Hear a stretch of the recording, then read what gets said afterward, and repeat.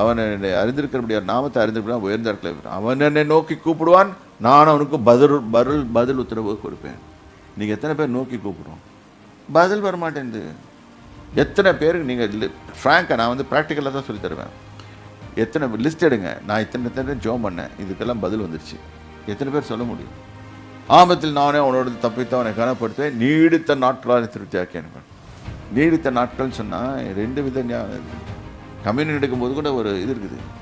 இது எடுக்கிற போது தப்பாக எடுப்போம், அதான் பிரச்சனை. என்னென்னா அவர் சொல்கிறாரு ஜீவன் இருக்குதுன்றாரு.